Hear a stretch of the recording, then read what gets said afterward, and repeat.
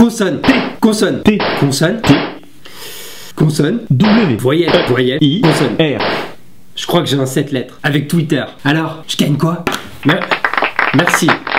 La news du jour, c'est le tweeto le plus influent de la planète. Depuis le 13 août 2013, Twitter a un nouveau maître. Un petit nouveau, âgé de 77 ans. Nom, Ican. Prénom, Carl. Job, milliardaire. Il pèse 20 milliards de dollars selon le dernier classement du magazine Forbes. Ce qui le placerait à la 26e place des hommes les plus riches de la planète. À l'âge où certains entrent en maison de retraite, Carl Icahn a décidé, lui, d'ouvrir un compte Twitter pour y divulguer ses derniers investissements. Sa toute première publication d'investissement a eu lieu le 13 août dernier. Et pour un tweet d'essai, c'est un tweet massif en or massif. Ce jour-là, à 14h21, heure de Wall Street, Carl Icahn tweet. Nous avons actuellement une grosse position sur Apple. Nous pensons que l'entreprise est extrêmement sous-évaluée. J'ai parlé à Tim Cook, à suivre. Suivi d'un deuxième tweet quelques minutes plus tard. Eu une conversation intéressante avec Tim Cook aujourd'hui. Discuter de mon avis qu'un rachat d'actions plus important devrait être réalisé maintenant. Nous prévoyons de nous parler à nouveau bientôt. Boum, boum, boum, boum,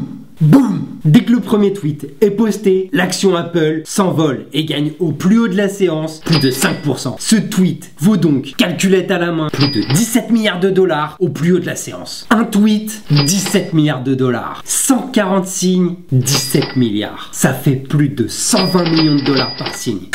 Personne n'a fait mieux, pas même les chiffres et les lettres. Balancer ses nouveaux investissements sur Twitter, c'est cool et c'est même prévu par la SEC, le gendarme de la bourse américaine. L'influence de Twitter sur les marchés financiers est de plus en plus importante. Mais à plus long terme, ça pourrait poser quelques problèmes. Problème numéro 1, on risque d'avoir des articles éco-finance, un peu people, du genre Carl Icahn va dîner avec Tim Cook. Ah ça c'est déjà fait par les échos. Bon, bah Carl Icahn reprend 2 fois du Roquefort. Pas mal l'info écho. Et surtout, problème numéro 2, imagine si le compte d'un mec comme Carl Icahn se faisait pirater. D'abord, un tweet super sexy est publié sur le compte de Carl Icahn.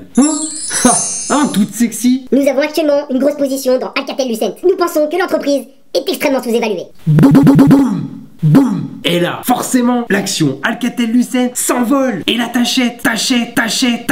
Mais quelques minutes plus tard, ça fait pshhh. Un tweet légèrement moins sexy est publié. Oh, un nouveau tweet. Mais non, je déconne, j'ai piraté le compte, mort de rire, signé Steve Jobs. Ah merde. En poésie, le roi des vers a 12 pieds et se nomme Alexandrin. En bourse, le roi du billet vert a 140 caractères. Et il se nomme Twitter.